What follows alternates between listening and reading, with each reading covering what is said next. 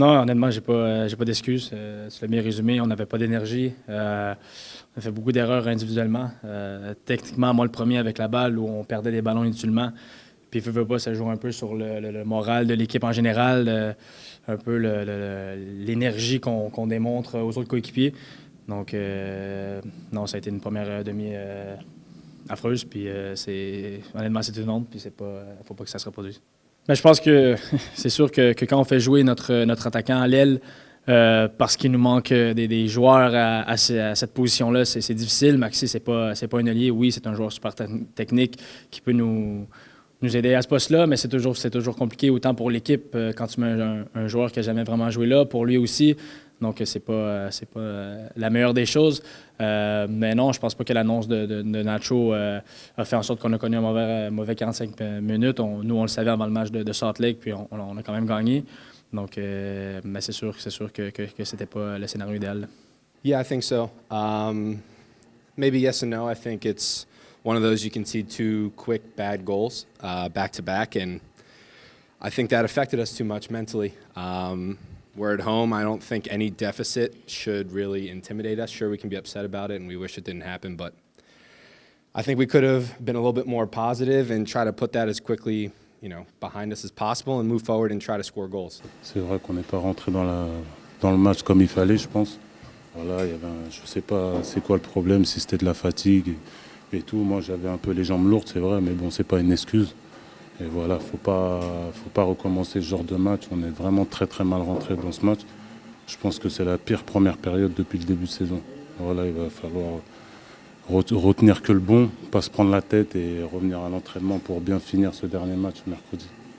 C'est normal. Je pense que c'est normal. Le public qui soit pas content, c'est compréhensible. Rentrer dans un match de cette façon-là, sans envie, sans rien, il y avait vraiment rien dans cette première mi-temps. Voilà, c'est compréhensible. Je parlerai plutôt de honte. Moi, j'ai honte. J'ai honte de ce que j'ai vu aujourd'hui, sur les 45 premières minutes surtout. J'ai vu tout ce que j'aime pas sur un terrain de football, tout ce que j'aime pas dans la vie, l'égoïsme, l'individualisme,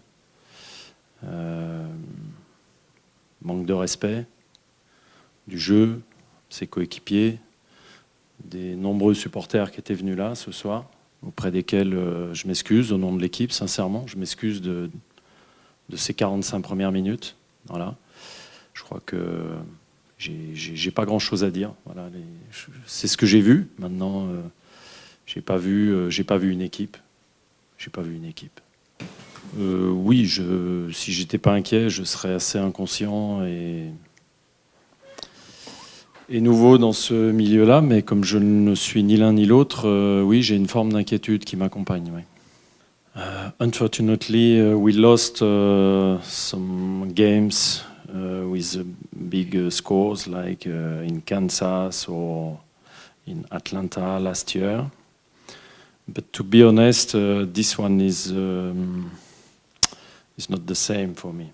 It's not the same because you can miss some tricks technically, but it's the team spirit has to be here. And when there is no spirit inside the team, you cannot talk about tactic. You cannot talk about physical problems. And I think today we have no excuse on what we produce or exactly not produce in the first 45 minutes, especially. Oui, j'espère qu'on va trouver des solutions parce qu'il y a des matchs. Voilà, il y a aussi des joueurs qui vont revenir de blessures. Il y en a qui vont partir dans leur compétition aussi. Donc on va être encore un peu à flux tendu dans les prochaines semaines. Mais il ne faut pas se réfugier derrière cette excuse pour aujourd'hui. Évidemment que c'est un problème à prendre en compte dans la politique sportive du club, mais je pense qu'aujourd'hui, rien ne justifie ce que j'ai vu.